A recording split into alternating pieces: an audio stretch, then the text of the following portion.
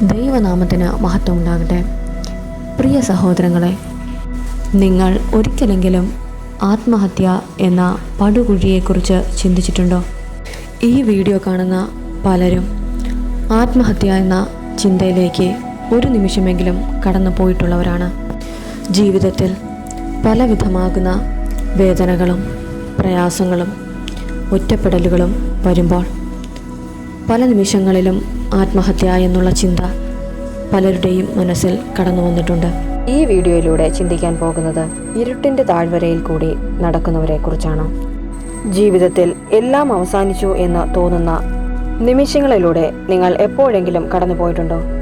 ഇനി മുൻപോട്ട് പോകാൻ ഒരു വഴിയുമില്ല, ഈ വേദന സഹിക്കുന്നതിനേക്കാളും എല്ലാം അവസാനിപ്പിക്കുന്നതാണ് നല്ലത് എന്ന് ചിന്തിച്ച രാത്രികൾ ഉണ്ടായിട്ടുണ്ടോ? ഹൃദയം നുറുങ്ങുന്ന വേദനയുമായി ആശ്വാസത്തിൻ്റെ ഒരു വാക്കിനായി കാതോർത്തിട്ടും ചുറ്റും ശൂന്യത മാത്രം നിറഞ്ഞിരിക്കുന്ന അവസ്ഥ നിങ്ങൾക്ക് ഉണ്ടായിട്ടുണ്ടോ? ലോകത്ത് ലക്ഷക്കണക്കിന് ആളുകളാണ് ഈ കടുത്ത മാനസിക സംഘർഷത്തിലൂടെ, വിഷാദ രോഗത്തിലൂടെ കടന്നു പോകുന്നത്. പുറമെ ചിരിക്കുമ്പോഴും ഉള്ളിലവർ മരിച്ചുകൊണ്ടിരിക്കുകയാണ്. പലരും അനുഭവിക്കുന്ന അവസ്ഥ പലതാണെങ്കിലും അനുഭവിക്കുന്ന വേദന ഒന്നു തന്നെയാണ്. ശ്വാസം മുട്ടിക്കുന്ന ഏകാന്തത. സഹോദരങ്ങളെ, എല്ലാം അവസാനിപ്പിക്കാൻ തോന്നുമ്പോൾ ബൈബിൾ നമ്മോട് എന്താണ് പറയുന്നത്? ദൈവം നമ്മെ കൈവിടുമോ? ആത്മഹത്യ എന്ന ചിന്തയിലേക്ക് കടന്നു പോകുന്നവരെ ദൈവം എങ്ങനെയാണ് നോക്കിക്കാണുന്നത്? ബൈബിളിന്റെ ആഴങ്ങളിലേക്ക് നമുക്ക് കടന്നു ചെല്ലാം. ജീവനെക്കുറിച്ച് ദൈവം എന്താണ് പറയുന്നത്?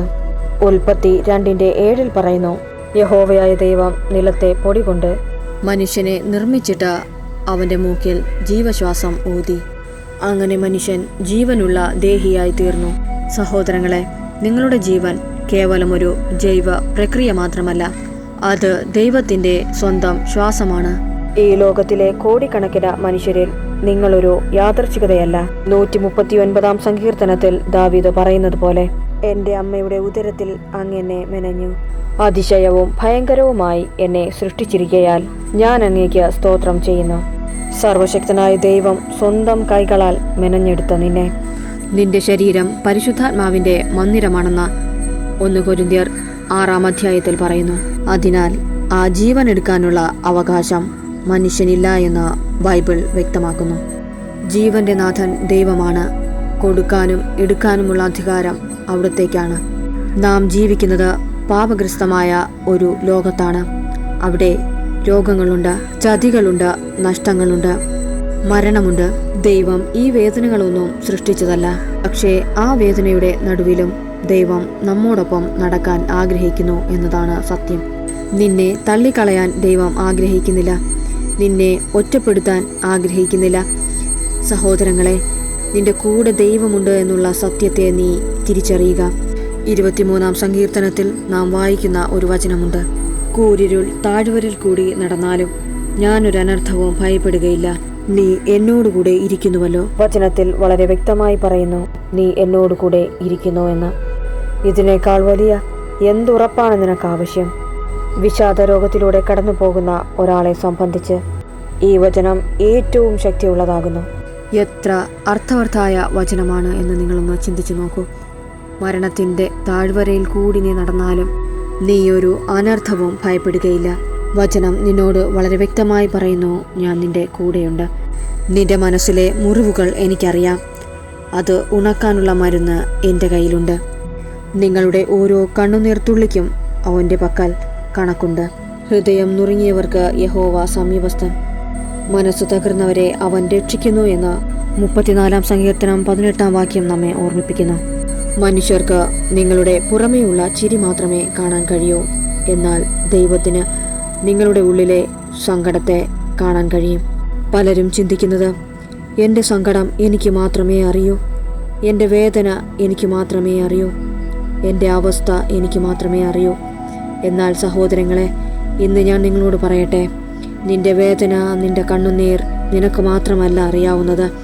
നിന്നെ കാണുന്ന, നിന്നെ കേൾക്കുന്ന, നിന്റെ മനസ്സ് തൊട്ടറിയുന്ന ദൈവം ഇതെല്ലാം കാണുന്നുണ്ട്, കേൾക്കുന്നുണ്ട് എന്നുള്ള സത്യത്തെ തിരിച്ചറിയുക.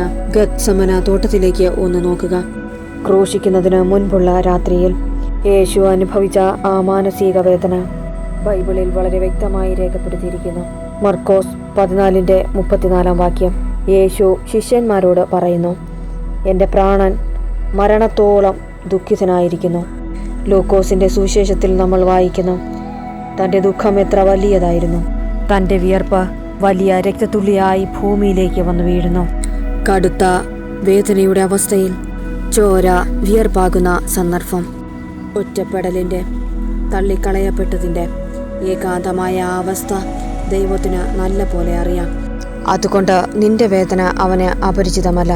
ദൈവം നിങ്ങളെ വിധിക്കുന്നില്ല, മറിച്ച് നിങ്ങളെ ചേർത്ത് പിടിക്കാൻ ആഗ്രഹിക്കുന്നു. എന്നാൽ നിങ്ങളുടെ ജീവൻ അപഹരിക്കാൻ പിശാച് ആഗ്രഹിക്കുന്നു. യോഹന്നാൻ 10:10 പറയുന്നു, മോഷ്ടിപ്പാനും അറുപ്പാനും മുടിപ്പാനുമല്ലാതെ കള്ളൻ വരുന്നില്ല. അവർക്ക് ജീവൻ ഉണ്ടാകുവാനും സമൃദ്ധിയായിട്ട് ഉണ്ടാകുവാനും അത്രേ ഞാൻ വന്നിരിക്കുന്നത്. ആത്മഹത്യ ഒന്നിനും ഒരു പ്രശ്നത്തിനുമുള്ള പരിഹാരമല്ല.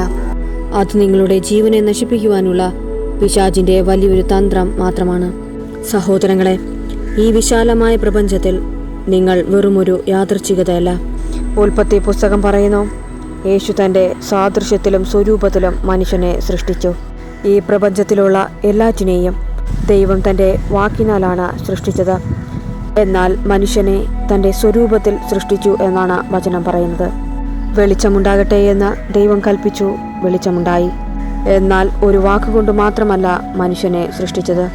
ഉൽപ്പത്തി 2:7 നാം കാണുന്നത് മനുഷ്യൻ്റെ സൃഷ്ടിയിലെ ദൈവത്തിൻ്റെ നേരിട്ടുള്ള ഇടപെടലാണ്.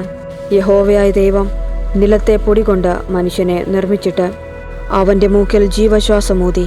സഹോദരങ്ങളെ, ഒന്ന് ചിന്തിച്ചു നോക്കൂ. ദൈവത്തിൻ്റെ സാദൃശ്യത്തിൽ നമ്മെ ദൈവത്തിൻ്റെ കൈകൾ കൊണ്ട് മെനഞ്ഞെടുത്തു. ദൈവം ഇത്രയും പവിത്രമായി ചെയ്തു തന്ന ഈ നമ്മുടെ ശരീരത്തെ നാം ഒരു നിമിഷത്തെ പിശാചിൻ്റെ തന്ത്രത്തിന് വിട്ടുകൊടുക്കരുത്. നിങ്ങളുടെ ഉള്ളിലെ ആ തുടിക്കുന്ന ജീവൻ, അത് നിങ്ങളുടേതല്ല, ദൈവത്തിൻ്റെതാണ്. അതുകൊണ്ടാണ് മനുഷ്യൻ്റെ ജീവൻ ഇത്രമാത്രം പവിത്രമായി മാറുന്നത്. നിങ്ങളുടെ ജീവൻ വെറുമൊരു ശാരീരിക പ്രക്രിയ മാത്രമല്ല, അതൊരു ദൈവിക ദാനമാണ്. സഹോദരങ്ങളെ, നമുക്ക് ദൈവം ഇത്രയും വലിയ ഒരു ഭാഗ്യത്തെ നൽകിയപ്പോൾ നാം പിശാചിൻ്റെ തന്ത്രത്തിൽ വീണുപോകരുത്, കെണിയിൽ വീണുപോകരുത്.